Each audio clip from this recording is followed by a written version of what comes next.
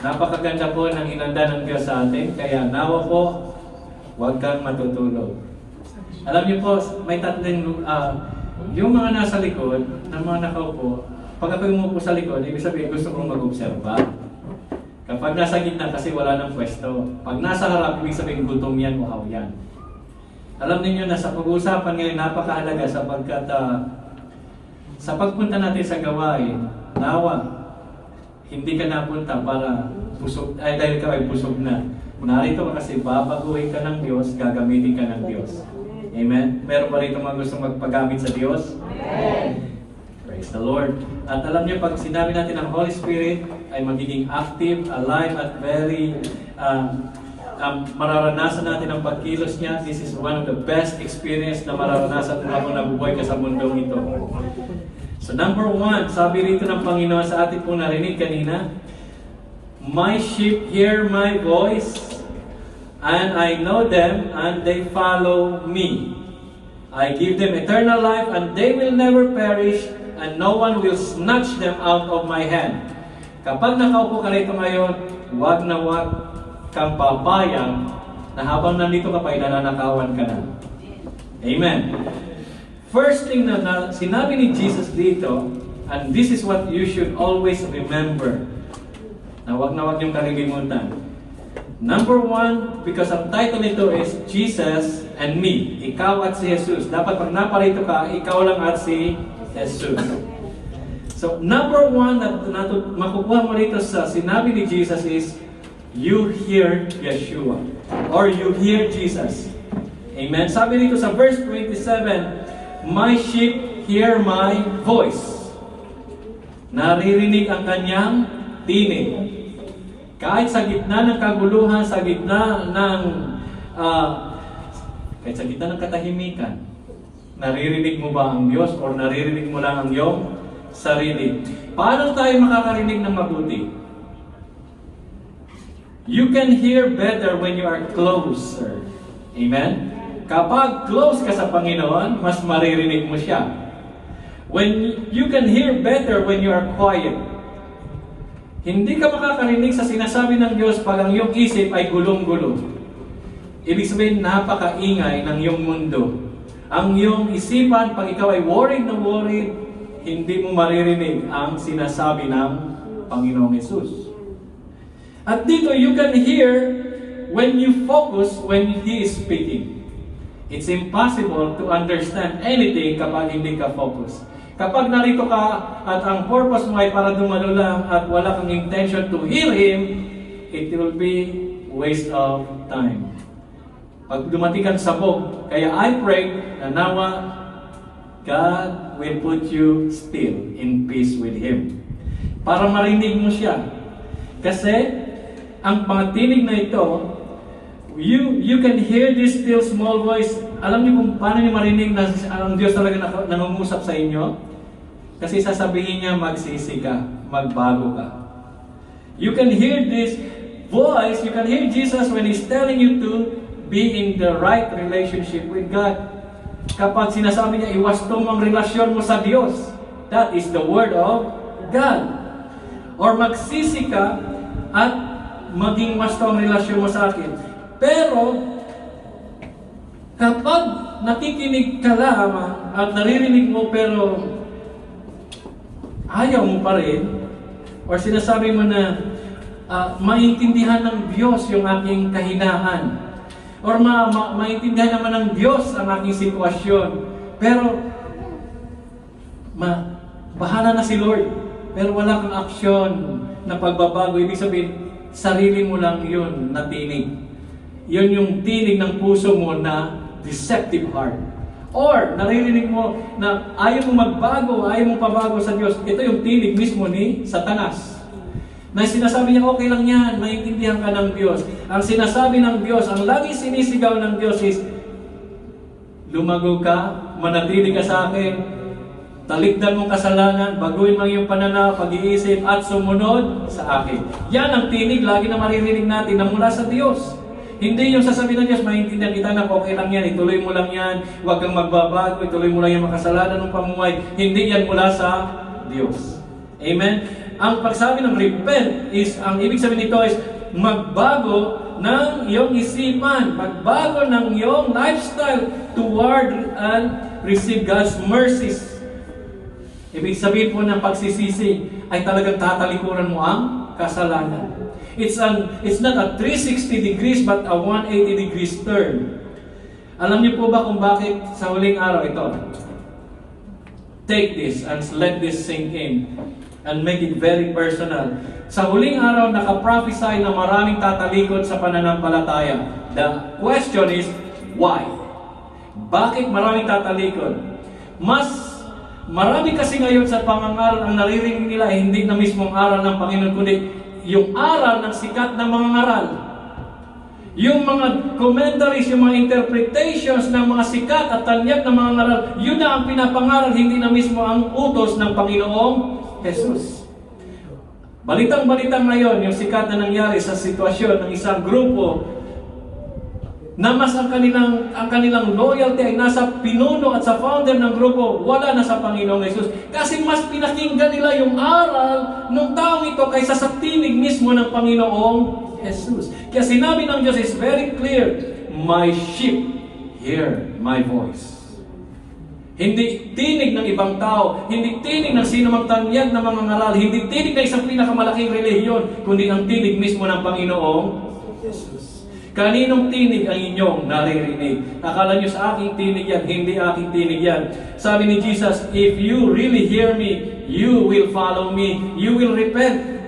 Change your life and obey my commandments. Yan ang mga aral nating narinig ng mga sunod-sunod na linggo. Kaya marami po, kung meron na po dapat sundin, ay yun po ang ating tinig mismo ng Panginoong Jesus.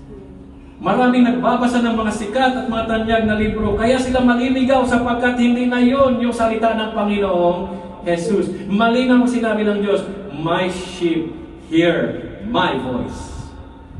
Kasi kung minsan nagsasayang ka ng oras, kababasa ng mga libro nila, pero ang Biblia ni hindi mo pa nga alam kung saan yung isang libro, saan ang kasunod nito.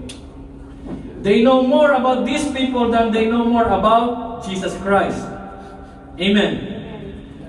Kaya nakakalungkot, sa huling araw ito po ay nangyari sapagkat ang inidulo na po nila ay yung mga founder ng kanilang mga church. Yung mga namuno sa kanilang mga church, yung kanilang inidulo, pagdating sa Panginoong Jesus, isinantabi na ang Panginoong Jesus. Alam niyo po ba, si Apostle po, siya po binato, binugbog, ikinulong, halos patayin dahil nagsasabi siya ng katotohanan. Ganon din ang ginawa sa Panginoong Jesus. Pero sa mga celebrity na mga preachers ngayon, sila po yung mga milyonaryo na. Sila po yung mayayaman na. Sino nagpayaman? Yung mga hindi na nakikinig sa tinig ng Panginoong Jesus. Ang pinapakinggan na nila ay yung mga tinig ng mga tanyag na mga ngaral. Nawa sa iyo pong pananampalataya, maranasan mo rin ang paghihirap ng isang tunay na lingkod ng Panginoong Jesus. Pero pag yan ay puro na lang kasaganahan, puro na lang kasayahan at wala na ang sakripisyo sa pananampalataya pag sunod sa Panginoong Jesus, ewan ko kung kaninong tinig yung naririnig mo. Kaya dapat handang ating puso't isipan na anuman ang ating daraanan sa buhay, tayo pa rin ay mananatiling nakikinig sa sinasabi ng Panginoong Jesus. Amen po? Kung meron mang yumaman dito, kayo yon. Mag-ipon kayo ng kayamanan sa langit dahil nakikinig kayo sa tinig ng Panginoong Jesus. Marami nang naloko, marami rin nang nagpapaloko sapagkat iniidolo na nila yung tao, hindi na yung Diyos na nagkatawang tao na tumupos ng kanilang kasalanan. Inaligaw na sila ng landas. Kaya ngayon po, sa umagang ito, naririnig niyo pa nga ang tinig ni Jesus. At hindi yung tinig ng mga nagpapakilalang sila yung Kristo. Napakadelikado na ng mundo ngayon sapagkat iba na ang kanilang pinapakinggan. Yan ang isa sa dahilan kung bakit maraming tatalikod sa pananampalataya. Madi-discourage sila kasi ang kanilang pag-loyalidad, ang kanilang inidulo ay ang tao. At pangalawa na dahilan kung bakit hindi na naririnig ang tinig ng ng Panginoong Jesus, ang pangalawang dahilan ay hindi na sila nakikinig sa banal na spirito. Amen? Hindi na nila naririnig ang tinig ng Holy Spirit. Kaya pansinin niyo, tandaan ninyo, oras ng church or isang movement na yan, hindi na kinikilala ang pagka-Diyos ng Banal na Espiritu, run away. Immediately, run away. Kapag if you don't run away, you are putting your life in the hands of men, not in the Holy Spirit of God. Sino ba daw ang Holy Spirit? You know why? The problem of many churches today, ang kinitingnan nila ay yung kanilang pastor. Galing ni pastor, ang talino ni pastor. Nag-aral yan ng mabuti. No, I'm nobody. Now, get this, and get this well. John 14:26. And from this moment on, wala na kayong ibang best friend, kundi siya lang. John 14:26. If you want to hear the voice of the Lord, let this be your best friend. Let Him be the only friend. Let's read it together. But the Helper, the Holy Spirit, whom the Father will send in my name, He will teach you all things and bring to your remembrance all that I have said to you. Amen? Sino daw ang best friend dapat natin? The Holy Spirit. Who will help us? The Holy Spirit. Who will teach us all things? The Holy Spirit. Who will make us remember all that Jesus said? The Holy Spirit. Not me, not any pastor, not any founder of any religion, not the priest, not the Pope, but the Holy. Sino dapat ang kailangan natin sa buhay every day? Him. Who will lead us in everything? Him. Who will teach us in everything? Him. But maraming churches ngayon, they are ignoring Him. Totoo yan. They don't listen to Him anymore. Kaya mali-mali na ang kanilang practice. Mali-mali na ang ginagawa. They thought the church is an entertainment church. They thought the church is about emotion. Listen to Him every day. Sabi mo sa sarili mo, I would like Him to be my best friend. The Holy Spirit. Kung ayaw niyong maligaw, I'm telling you, every time, kasi we have time to study, we have time to look at the social medias, kung paano sila mag-comment, paano nila i-defend ang kanilang mga religion, mga sekta, I'm telling you, napakabangis nila. Confusion is coming, delusion is now abounding in this world. Only He could help you, the Holy Spirit. Do not rely on your pastors. Rely on Him. Aalisin ko na. I consider it nothing to me. He is the one. From now on, talk to Him. Walang mangliligaw sa inyo. Very clear ang sinabi doon. The Helper. Why? We need help. Amen? Nandito ang church to help us practice, to prepare us to serve. But in your personal life, listen to Him. Pakinggan niyo ang sinasabi ng Spirit, ng Holy Spirit today. Kasi baka kalimutan niyo lahat ng sinasabi ko. But now I'm telling you, He is your best friend. Talk to Him every morning, before you sleep, as long as you're awake, talk to Him. Sa inyong studies, sa inyong business, and even in this church, I talk to Him because I don't know anything.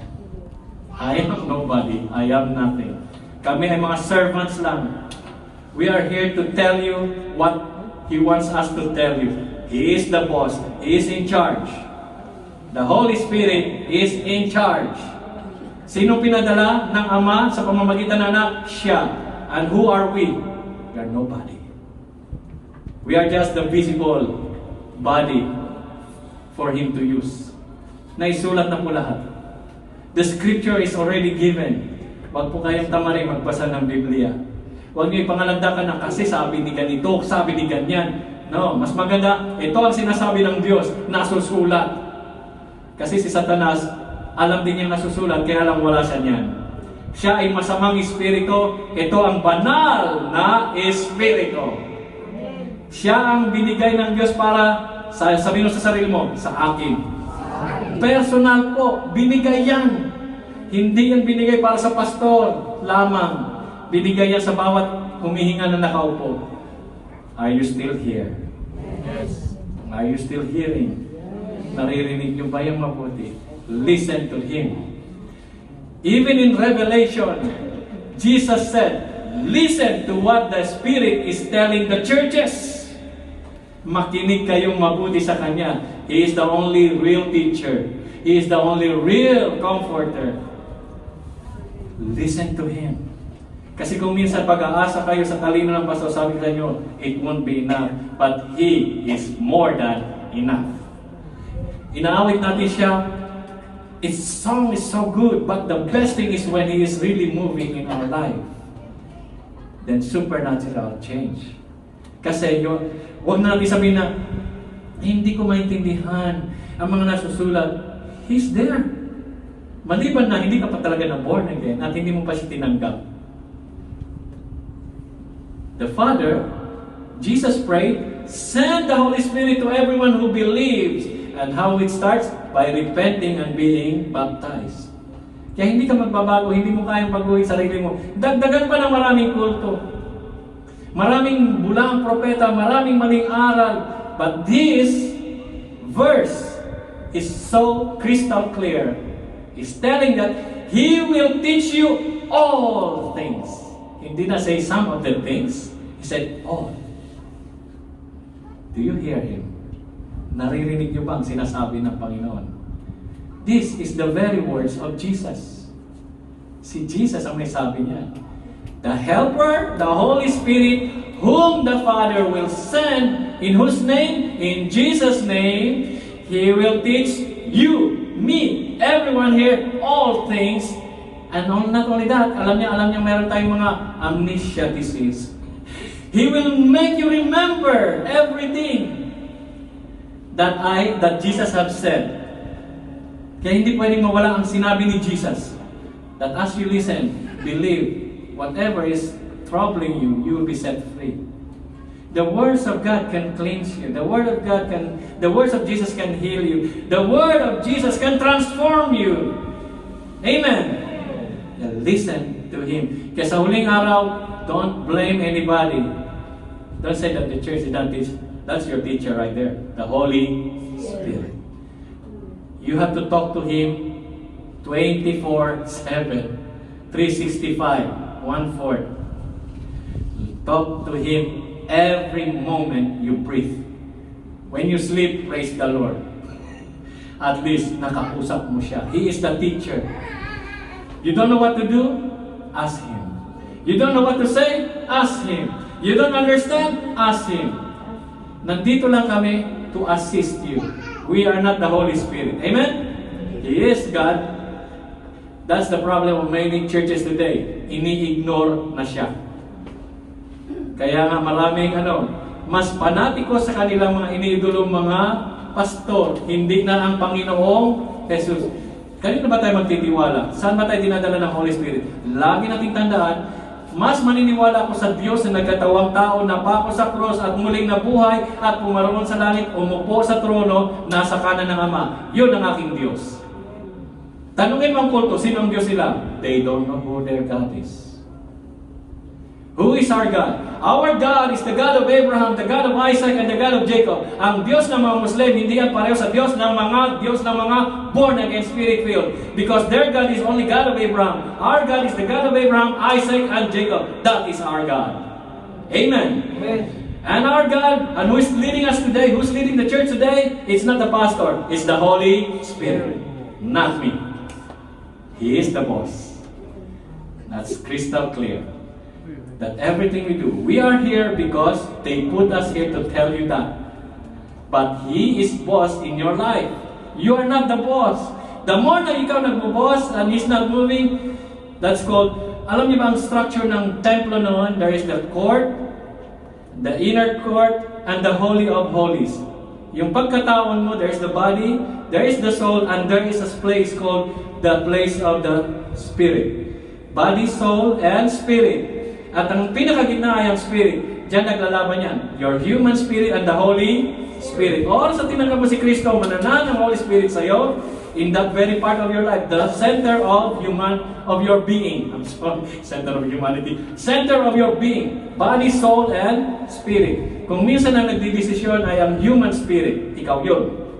Pero pag nagpapatulong ka sa Holy Spirit, sino nag-lead? Ang Holy Spirit. Kaya lang kung minsan gusto mo maging boss, kaya ang human spirit ang makalaman ang nagagawa mo. Pero pag ang Holy Spirit nagiging anak ka ng Diyos, napapabanal ka. Kaya may struggle ang Kristiyano. Sino ba talaga ang Spirit ang kumikilos sa'yo? Dagdagan pa ng mga masasamang Espiritu o mag-i-influensya sa human spirit mo gumawa ng masama. So, who's the boss? The Holy Spirit. When the Holy Spirit is leading, you can hear Jesus. And Jesus will always say, come to me. Jesus said, follow me. Jesus will always tell you, oh, anak, wag yan. Amen? Now you can hear Him. And not only that, the Holy Spirit, since He will tell you all things, ang ginagawa ng iba, mag-aaral. Nakakarinig ng aral, pero hindi nila chine-check ang kanilang nababasa. But the Holy Spirit, when you ask Him, He will make it clear to you. What is it? Then, mag-discover mo. Kaya nga sabi ng Diyos, magnilay ka. Kapag di ka nagninilay ng salita ng Diyos, paano kanya tuturuan? Ang pinagdinilayan mo, paano ka yayaman, paano ka mangungutang. Pag yan ang pinagdinilayan mo, hindi yan sa Diyos. But when you say you want to follow God, you think about the words of God, the Holy Spirit will enhance it and make it clear for you. Amen? Huwag nyo nang gayahin yung, galing ni Pastor, naging milyonaryo na si Pastor, naging bilyonaryo na dahil sa ganito. The Holy Spirit lahat ng yan, Matthew 6:33, alam mo sinabi doon, Matthew 6:33, seek ye first the kingdom of God and His righteousness, and all these things shall be added unto you. Who is going to lead you to do that? The Holy Spirit. No other. No one else. So, may mga tao na tinatawag na Bereans. This group of people, ito ay mga Hudyo, kapag may narinig silang aral, checkin nila sa scripture. Kayo ba, pag may narinig na aral, sa kayo nag-check? Sinabi ba ni ganito? Sinabi ba ni ganyan? Hindi ako babanggit ng pangalan ng mga sikat na celebrity pastors. There's no need. Not even worth the mention. There's only one name I would like to be shouting right up here. His name is Jesus Christ. Amen?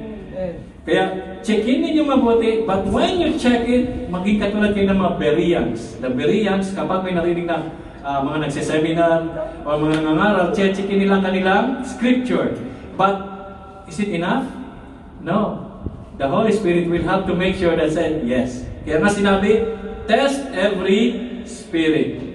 So here, brothers and sisters in everything, paano nangungusap ang Diyos? He speaks through the Bible. He speaks through His pastors. But make sure, He's telling you to do that.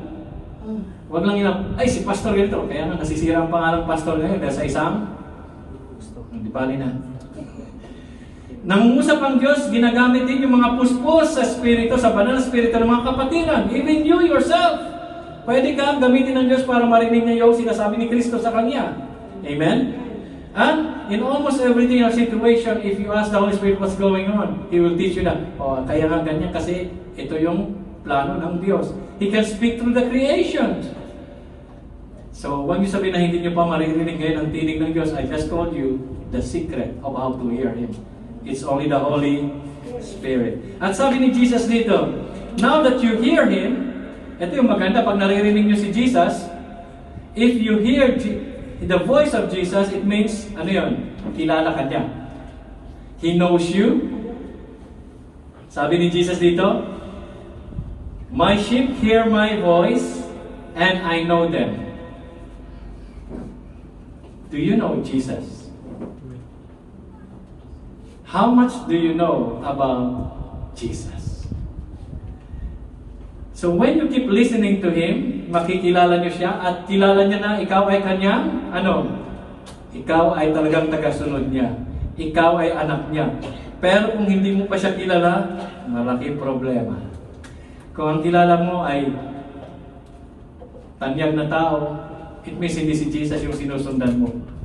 You need to make sure you know Jesus. Who is He? Who is Jesus? Yung iba hindi nila kilala si Jesus. Si Jesus. Si Jesus ay propeta. Si Jesus ay mabuting tao. Si Jesus ay Diyos lang. Si Jesus ay tao lang. You know what's the problem? Because the Holy Spirit is not the one teaching them. Sino ba nag-umpisa nitong Ama, Anak at Espiritu? Simbahan ba? No. Si Jesus mismo, bautismo niyo sila sa ngalan ng Ama, ng Anak, at ng Espiritu Santo. Bakit lang ini-question yung tinuturo mismo ng Panginoong Jesus at kino-confirm ng Holy Spirit? Mas magaling pa sila sa Holy Spirit. See how the problem begins? Kasi si Satan is very smart. Isinasantabi niya yung banal na spirito para hindi niya matutunan ang lahat ng bagay. So who fails? So today, kapag ikaw ba ay personal life mo, sino kakausapin mo ngayon? Sino ba magdadala sa'yo kay Jesus? The Holy Spirit. Kaya makikita nyo ang mga, huwag kayong masilaw sa yaman at sa ganda ng kanilang organisasyon. Kasi wala naman doon ang katotohanan. The truth is in the Holy Spirit, which they don't like to talk about. Sabi niya, the world does not know. Sabi rito, you know Him? John 14:21, let's read together. If you are really hearing Jesus, then you will know Jesus and Jesus knows you. So the first point is you hear Yeshua, Jesus and me, you know Yeshua. Sabi dito sa John 14 verse 21, whoever has my commandments and keeps them, he it is who loves me, and he who loves me will be loved by my Father, and I will love him and manifest myself to him. Did you hear that? Narinig niyo ba yung sinabi doon? Sa last part, ano yun? I will love him and manifest myself to him. What do you understand by the word manifest? Manifest is to be obvious, to be clear to the eye or mind. Makikilala niyo siya ng lubusan. Amen. If you keep His commandments, if you hear Him, you will obey Him, and you will love Him, and you love Him by obeying Him. And Jesus said, I will make myself known to Him. So mas makikilala niyo ng gusto si Jesus, not because I told you, but because the Holy Spirit told you so. Amen. Sino ba ang teacher? Sabi mo ni Jesus, huwag na kayo maghanap ng teacher, because the teacher will be in you. Nasa loob mo. That the problem is, mas magtitiwala ka sa mga nakikita kaysa sa hindi nakikita. Sino na nakikita sa Diyos dito? Nobody has seen God. But why do you believe God? Nararamdaman. But this one is more than feeling. This is called faith. Without faith, no one can please God. Without faith, no one will see God. It begins with faith. From nothing to something, everything happens. God created everything from nothing to something. Amen? Let there be light, and there was light. Maliban ikaw, ginawa ka sa tayo, ginawa ka sa alabo. So, sabi ni Jesus, whoever has my commandments, kaninong commandments daw? Clear, kay Jesus. At when you have His commandments, what do? Keeps them. That is your treasure. That is the only thing you will have to treasure. Ang sabi ni Jesus, pag ginawa nyo, you have my commandments and you keep them, ikaw talaga yung tunay na umiibig sa akin. Eh mga kulto, ang iniibig nila yung kanilang founder. Kinukulong na nga, mahal pa rin nila, akala kinukumpara kay Kristo. Uy, magsisi na kayo. There's only one claimant on that, and that is the one and only Son of God, and His name is Jesus. No human. It's called blasphemy. Whoever has my commandments and keeps them, he it is who loves me.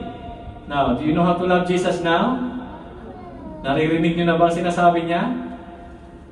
You must have His commandments and keep it. That proves you love Him. And when you love Him, ano sinabi niya? This is the best part. He will be loved by my Father. And I will love Him, Father, Son, and manifest myself to Him. Magpapakilala siya ng lubusan. Now, is there any involvement ng tao dito? Do you see any human there? No! You just have to believe. Amen. Walang taong involved in that word. It's just talking about His commandments, and if you keep it, you will know Him as He is. And in the long run, in the coming days, you will see Him. Sinong excited makita si Jesus? Amen. Alright? Sabi ko nga kay Pastor Jason, even though I know so many things, mas gusto ko pang umuwi na lang. I would like to be there. Ang babangis ng mga lobo sa labas. Ang babangis ng mga maling paniniwala at mga mayayamang preachers nila. At ang titigas ng ulo nila. O kahit ano pang laban ang gawin mo, maliban na si Kristo mismo ang kanilang makasagupan na dahil sa katigasan at naloko na nila ang sarili nila. At lokong-loko ng sarili nila, niloko pa nila ang maraming tao. Ang laki ng pananagutan nila. I don't want to be a part of that party. Kaya mas gusto ko, alam ninyo na ang buong katotohanan. Amen. There it is. Pinapasa ko na sa inyo ang direction ng servants of Yeshua. There it is. So now, brothers and sisters, clear and obvious, He will display, God will display. Are you ready that Jesus will display Himself in your life? Amen. Sure? Ready kayo? Keep the commandment, do it, love Him, and you will do supernatural things. Ngayon, I'm so thankful. Noong una parang gusto ko, marami kayo eh. Pero now, I think gusto kong, Lord, okay na lang yung konti. Kaya Jesus took only 12. He's not so interested sa mga marami. Gusto ni Jesus maturuan sila ng wasto at totoo. But I'm not saying, kaya nga pag dumami nawa, ready kayo maging kumatawan kay Kristo. Kayo yung magtuturo. Amen po ba? Hallelujah. Palakpakan natin si Lord. Listen carefully. If you believe that Jesus is God but does not obey Him, if you believe that Jesus is God but does not obey Him, that is what the devil do.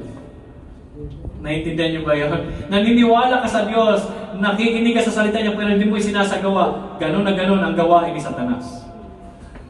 Naniniwala siya sa Diyos pero hindi niya yan sinusunod. Kaya nawa, hindi ikaw yun. Whoever says, 1 John 2 verse 4, sabi rito, whoever says, I know Him, but does not keep His commandments, is a liar, and the truth is not in him. Can you read that again, please? Whoever says, I know Him, but does not keep His commandments, is a liar, and the truth is not in him. Is there an amen there? Amen. Malinaw ba ang sinasabi? Huwag niyo sabihin, kilala ko ang Diyos. Pero hindi ka naman namumuhay na anak ng Diyos. That's the result. Amen? Huwag puro salita, dapat gawa. You know Jesus when you repent. If you don't. If you continue sinning and still claiming to know Him. Parang ito lang yung tinanong kanina sa Sunday school. Bukas na lang. It means you have not yet repented because you don't know that that tomorrow may never come. Then let's go down to the same book, 1 John chapter 3 verses 6 to 9. Now let's read this thing. And let this sink in. Kung talagang kilala niyo ang Diyos, remember this. Because this is not my word. 1 John chapter 3 verses 6 to 9. No one who abides in Him keeps on sinning. Pakibasa po, basahin nyo at sabihin nyo sa ating mga sarili. No one who abides in Him keeps on sinning. No one who keeps on sinning has either seen Him or what? Known Him. Huwag mo sabihin, kilala mo ang Diyos. And you keep living the same thing. You have not seen Him, nor known Him. Now we continue. Verse 7. Little children, Do let no one deceive you. Whoever practices righteousness is righteous, as he is righteous. Verses 8. Whoever makes a practice of sinning, ano daw yun? Whoever makes a practice of sinning is of who? The devil. For the devil has been sinning from the beginning. The reason the Son of God appeared was to destroy the works of the devil. No one born of God makes a practice of sinning. For God's seeds or God's word abides in him, and he cannot keep on sinning because he has been born of God. Hallelujah! There you go. Praise the Lord. Now it's clear. So that's the second. Now you can hear Jesus. Now you know Jesus. If you are not continuously enjoying and practice sinning. At sabi ni Jesus muli dito, because I will have to go a little faster. The third point. So brothers and sisters, mula ngayon, malalaman nyo na kung ang Panginoon na naririnig ninyo. Amen po ba? At makikilala nyo na siya. So listen and obey. That proves that you know Him. Pag hindi ka narinig mo, ngunit hindi mo sinunod, hindi mo makikilala talaga ang Diyos. Third point, na sinabi ni Jesus dito sa kanyang salita, sabi niya, let's go back to my verse 27, again. My sheep hear my voice and I know them. And they what? Ano nandito sa baba? They follow me. Now, patapos na po yan. Ibig sabihin, itong taon na ito matatapos na, at least nagawa ko na. My sheep hear my voice and I know them. Take note, dapat kilala kayo ni Jesus. Paano kayo makikilala ni Jesus? Because the Holy Spirit is in you. And when the Holy Spirit is in you, He will tell you to follow Jesus. My sheep hear my voice and I know them. Praise the Lord, di ba? Kilala ka ng Panginoon na Kanya. And they follow me. Nakita niyo ang problema sa mga kulto? Kasi akala na kulto rin tayo eh. At least kulto tayo ng Panginoong Jesus, okay na lang. Kasi mga kulto, tawag na sa ating kulto din. Fine. At least salita ng Panginoon nito mismo, hindi mula sa akin. Hindi ko sinasabing may anghel pumunta sa akin. Pinatungan ako ng ilaw. At ito yung bagong revelasyon. Wala akong sinasabing ganoon. There you go. Jesus' words clear and crystal clear. Amen? Sabi rito, they follow me, not me. They follow Yeshua, Jesus, not me. Lord, not me. Only you. Jesus, sabi niya. So, kapag ikaw nakikinig sa salita ng nakikinig kay Kristo, nakikilala mo si Kristo at kilala ka ni Kristo ng Kanya, ang nangyayari dyan ay sumusunod ka sa Kanya, hindi sa sino mang tao. Hallelujah! Meron pa sinabi na sumunod kayo kay Pedro, sumunod kayo kay Pablo. Wala! Ang sinabi ng mga apostol, sumunod kayo kay Kristo, Jesus. Amen. Pero sinasabi ng mga sikat na mga tanya ngayon, dito lang kayo sa amin sumunod. In servants of Yeshua, sumunod lang kayo kay Kristo. Sino ang magtuturo sa inyo? Ang Holy Spirit. That's crystal clear. Malinaw pa sa sikat ng araw. Alam niyo ng katotohanan, dapat malaya na kayo. Because when you know the truth sets free. The cults cage you in. Ang kulto, uubusin ang iyong yaman, ang iyong ganda, pati ang iyong katawan. That's what they do. That's what the devil do. At yung mga pasalamat kayo na hindi kayo mapapadpad doon o mamamalimos kayo ngayon para magbigay ng pera sa kulto. Follow Jesus till the end of your last heartbeat. Amen? Amen. He leads us to love His Father. Saan tayo dinadala ng Holy Spirit? To Jesus. And where does Jesus bring us? To the Father. Ano sinabi ni Jesus? I am the way, the truth, and the life. No one cometh to the Father except through me. Through Jesus. Hindi, sabi nila, hindi. Pinirmahan ko na. Kung wala akong perma, ang iyong kaluluwa ay pero. Who you? Jesus is the only one who could say that.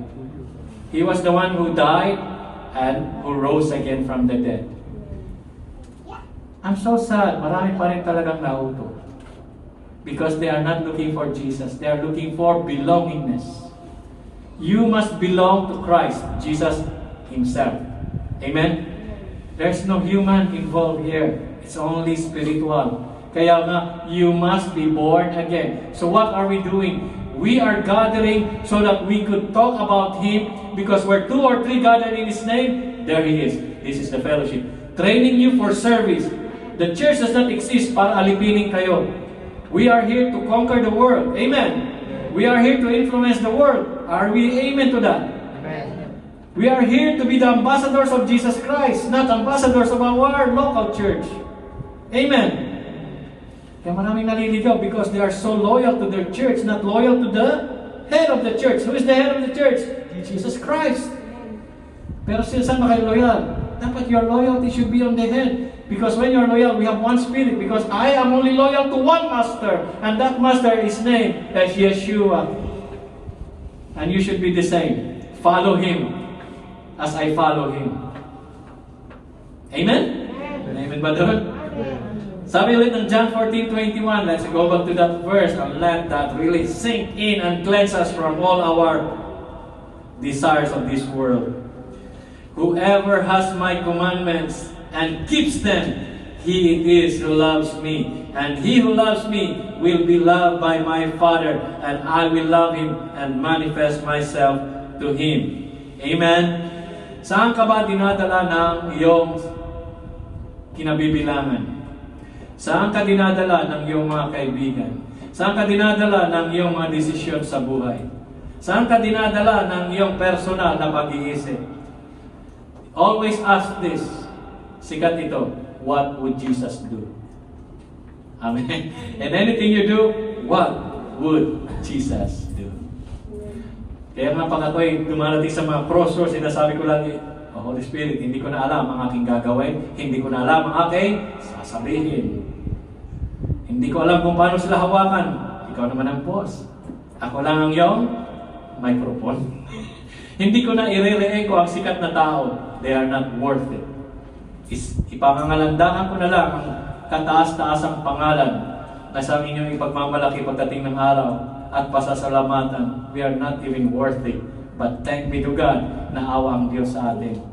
He gave us His only begotten Son, Jesus Christ. And Jesus Christ started a church. And He gives His what? The Holy Spirit. Church is useless. Church is dead without the Holy Spirit. As body is dead without the Spirit inside. Anong kwenta ng katawan kung wala na dyan ang iyong kaluluwa? Bangkay na lang yan. Para na lang yan sa mga punerarya.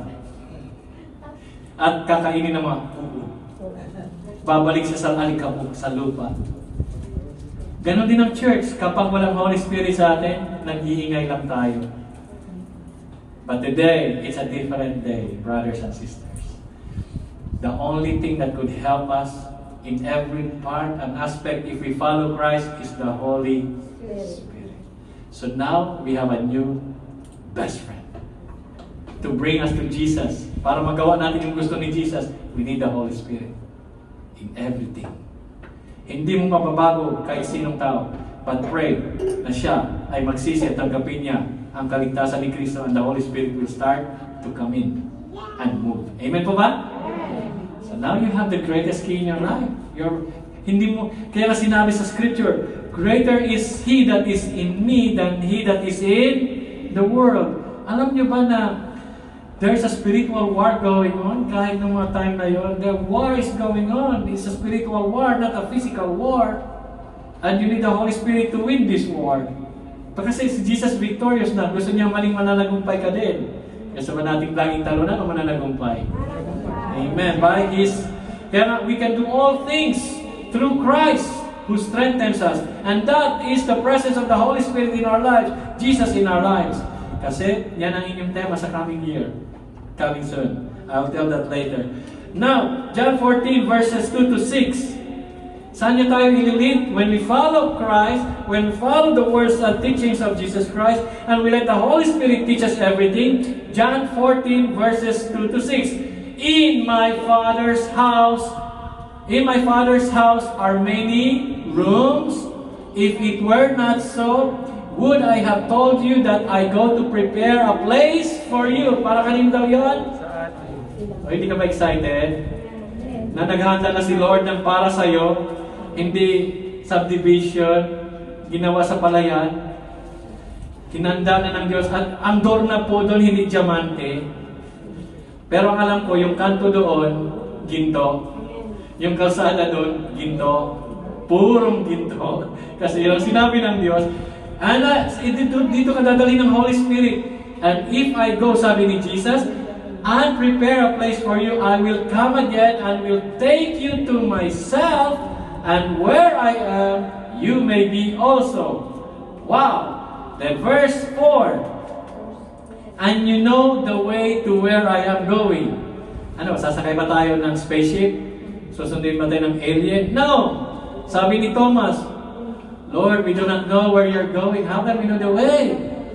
Verse 6. Sabi niya, Jesus said to him, I am the way, and the truth, and the life. No one comes to the Father except through Jesus Christ. Amen? Hindi sa Davao. Hindi sa Iglesia. Hindi sa Roman Catholic. It is in the one and only name, Jesus Christ. It's not a physical thing. Hindi Jerusalem. It's Jesus Christ. Amen? Not even the third temple. The brother, sister, listen. And listen carefully. Alright. Dito mayroon akong ilalahad. The last page. But before that, 1 John 4:1-6. Highlight this in your Bible.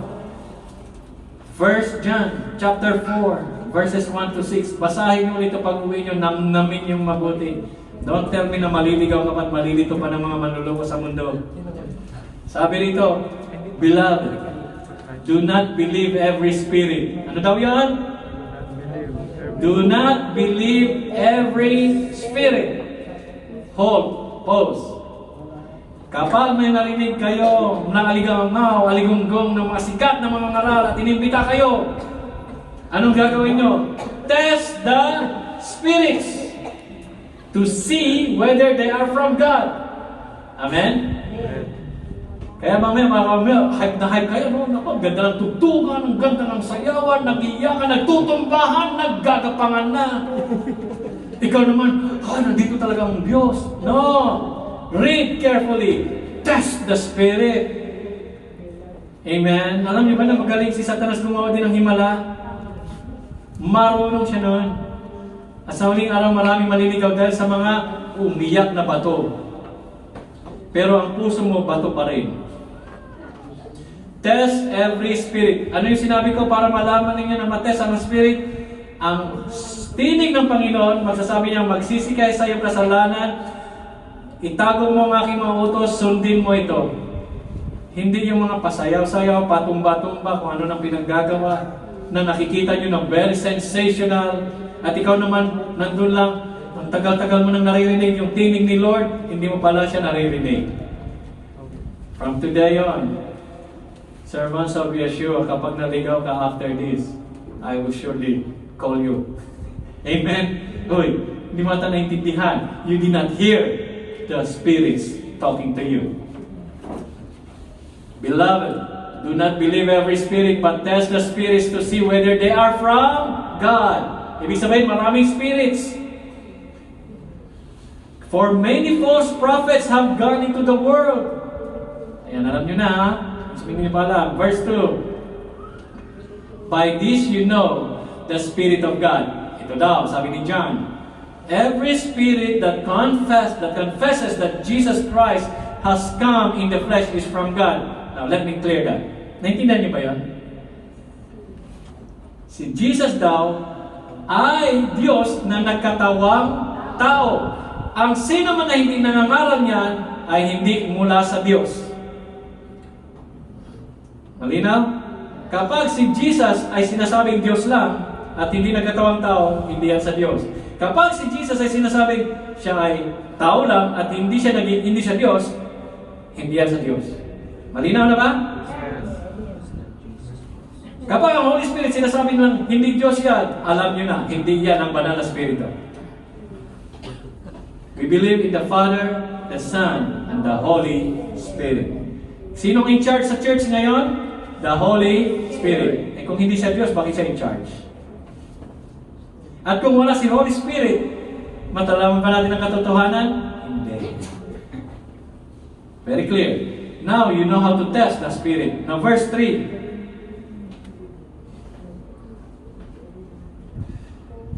And every spirit that does not confess Jesus is not from God. Dapat daw i-confess mo. You have to be proud that you are a servant of Yeshua.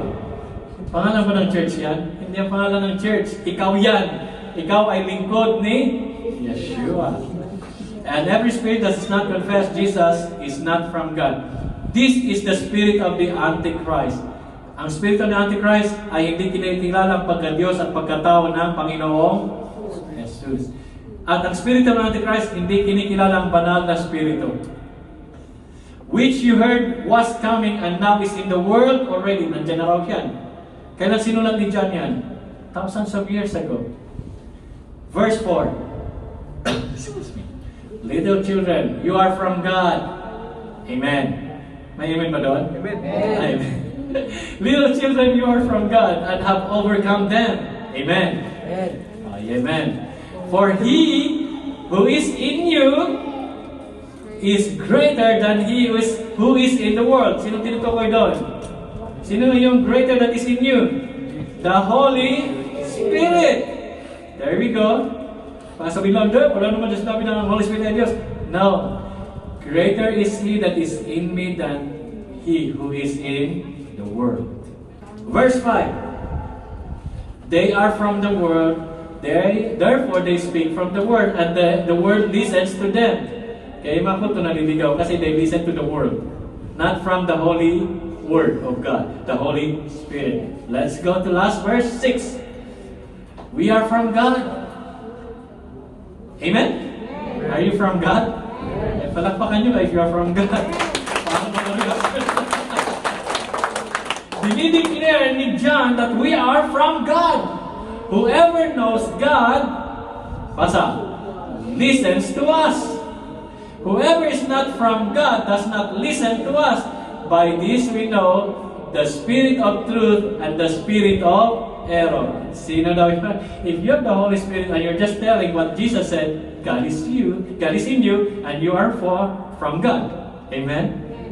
At kung may nag-oppose sa inyo, it means they are not from God.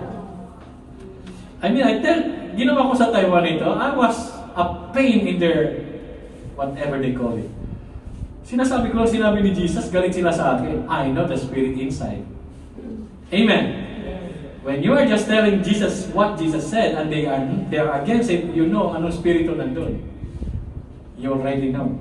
Kaya, I'm not talking to you of something na hindi ko dinanas. 8 years, mahigit kong dinanas sa Taiwan yan. They hated me for just telling the word.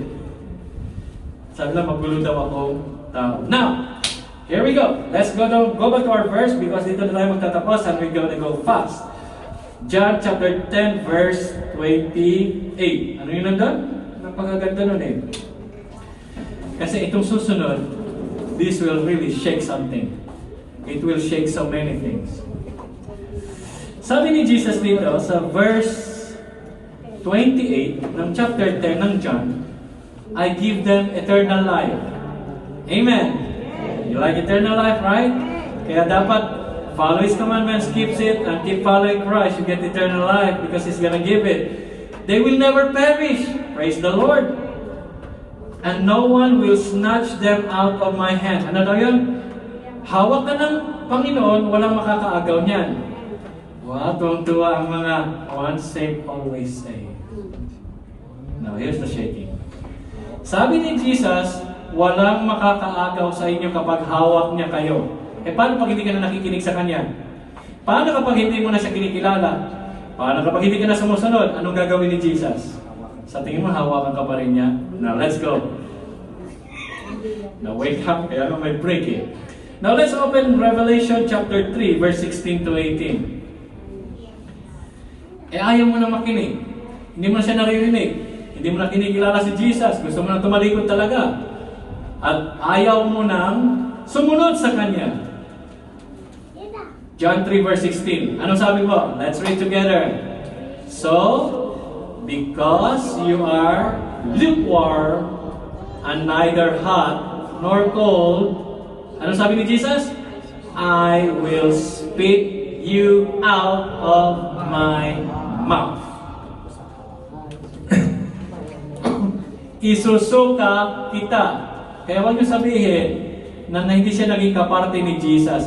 Jesus can spit you out. Amen? Nasa loob na siya, ngunit aalisin siya ni Jesus. Si Satan was also a part of God's family, kaya lang, he chose not to follow. So anong ginawa ng Diyos?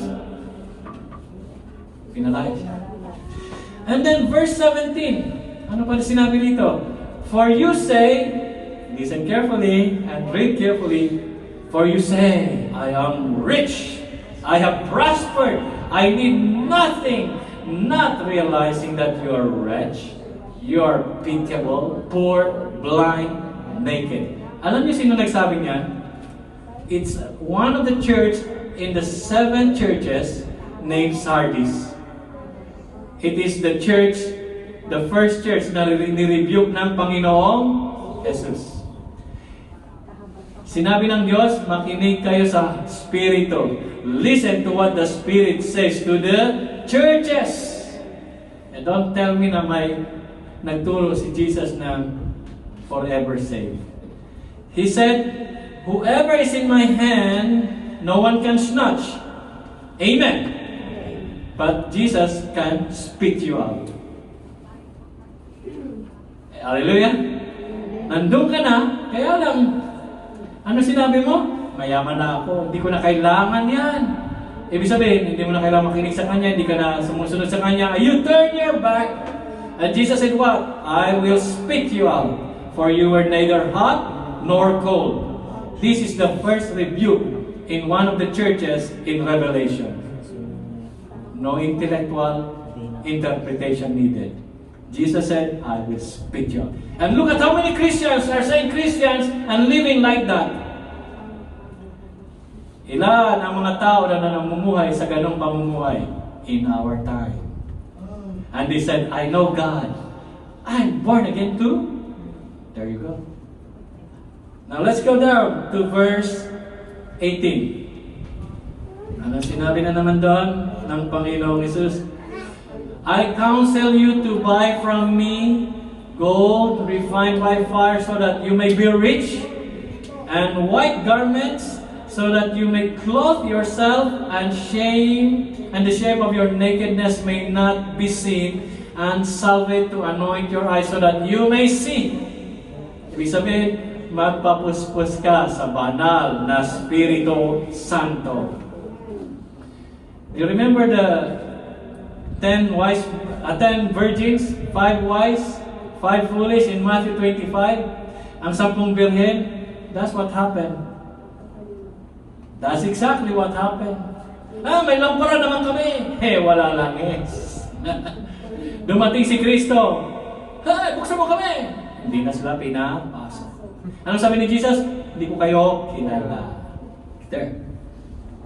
Kaya mag-ingat po sa pagsunod sa Panginoong Hesus. You need the Holy Spirit. Kasi hawak ka ni Kristo. Amen! Tinanggap ko siya. Amen! Hindi ka pwede kunin ni Satanas dyan. Pero sino may karapatang palayasin ka dyan? Yung nagligtas. Si Jesus. He could spit you out. Now let's go. Matthew 25:30. Lord, servants muna kami. We are serving, we are jumping, we are playing instruments, we are singers. Matthew 25:30. Kasi hindi siya good manager, hindi siya faithful follower. Anong sabi rito sa Matthew 25 verse 30? And cast that worthless servant into the outer darkness. In that place there will be weeping and gnashing of teeth. Who says that? Jesus. Yung lingkod daw na walang kwenta, itapon, hindi sa balong malalim, sa kadiliman. Maliwanag? Are you still hearing the word of Christ? Kaya nakita niyo kung bakit kailangan yung break. But Jesus said, if you keep hearing me, if you keep knowing me, if you keep following me, you'll get eternal life. You will not perish, and you will be where I am. Amen? Pero kapag hindi ka na nagpatuloy sa pagsunod, ayan yung Matthew 7:21, ang mananatiling tapat hanggang wakas ang siyang maliligtas. Lord, nagpagaling naman kami, gumawa kami nahimula sa pangalan mo. Sabi ni Lord, I don't know you. Matthew 7:21. There you goes the servants. Cast that worthless servant into the outer darkness. In that place, there will be weeping and gnashing of teeth. So kung servant na nga yan, di ba? Tumanggap na nga yan eh. Ano ba tinanggap yan? Basahin niyo ang buong kwento niyan. May tinanggap siya mula sa Panginoon mismo. The very basic thing na binigay ni Lord sa atin is salvation. Pag hindi mo winork out ang iyong salvation, I'm not saying that you are going to be saved by works, but means you have to live a real born-again, spirit-filled life. Huwag mo sabing born again ka and you are like yung nirebuke niya sa Sardis. Ano sila? Malahininga. Sala sa init, sala sa lamig. Maligamgam. Born again pero wala sa gawa. Born again, ang ginagawa ay makamundong bagay. Sumasayaw sa tugtuging, giling-giling. Piliin ko na. Makamundong Kristiyano. Mahilig sa politiko, pera. Kung born again ka, isa lang ang hari. Si Kristo lang. And then, John 15 verse 5 to 6. Tingnan nyo, saan nagmula ang mga to? Pinag-aralan nyo to for the past Sundays. Dinudugtong na lang ni Jesus para ready kayo, rapture ready. Amen po ba? I'm doing my job to prepare the church. Pero ang nagpe-prepare, nagsasabi niya na Holy Spirit, I'm just telling you. John 15 verse 5. I am the vine, you are the branches. Whoever abides in me, or whoever remains in me, and I in him, he is he that bears much fruit. For apart from me, you can do nothing. Verse 6. If anyone does not abide in me, ano daw yun? Read together. Away like a branch. The branches are the fire of God. Okay. Yung isa, kinas out, isinuka, idinura. Yung pangalawa, itinapon sa dilim. Ito anong ginawa? Pinutol, sinulog. There goes the one saved, always saved. These branches are connected. Nag-gets nyo na ba? Naiintindihan nyo na ba of what the Spirit is telling us right now? Kaya, carefully follow God, listen to Him, know Him, follow Him. To hear, know, and follow Yeshua, remember this, be led by the Holy Spirit in everything. And I will conclude this message reading John chapter 16, verses 13 to 15. John chapter 16, John 16, verses 13 to 15.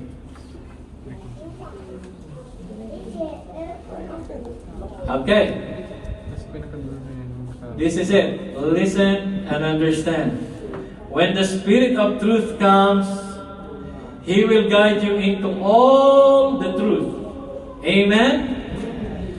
For He will not speak of His own authority, but whatever He hears, He will speak, and He will declare to you the things that are to come. Verse 14. He will glorify me, for He will take what is mine and declare it to you. All that the Father has is mine. Therefore, I said that He will take what is mine and declare it to you. So, sino ang in conclusion, so that we could hear Jesus and me, so that we could hear Jesus, so that we can know Jesus, so that we could follow Jesus, we need the Holy Spirit.